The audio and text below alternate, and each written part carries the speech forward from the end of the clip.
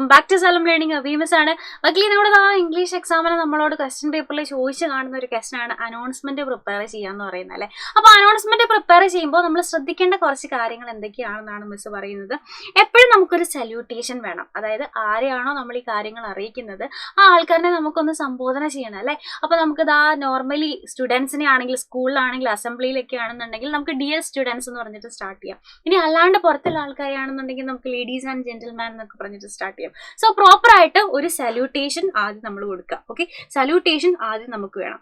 അതിനുശേഷം എന്ത് ഇൻഫർമേഷൻ ആണോ നമുക്ക് ഷെയർ ചെയ്യേണ്ടത്, ആൾക്കാരെ എന്താണോ നമ്മൾ അറിയിക്കേണ്ടത്, എന്തെങ്കിലും ഒരു ഇൻഫർമേഷൻ അറിയിക്കാനാണ് നമ്മൾ അനൗൺസ്മെന്റ് നടത്തുന്നത് അല്ലെ. അപ്പൊ അറിയിക്കേണ്ട ഇൻഫർമേഷൻ നമ്മൾ എന്ത് ചെയ്യുക, നെക്സ്റ്റ് പാരഗ്രാഫിൽ നമ്മൾ കൊടുക്കാം. ഇനി എന്തെങ്കിലും റിക്വസ്റ്റ് ഉണ്ടെന്നുണ്ടെങ്കിൽ അത് നമുക്ക് അടുത്ത പാരഗ്രാഫിൽ കൊടുക്കാം.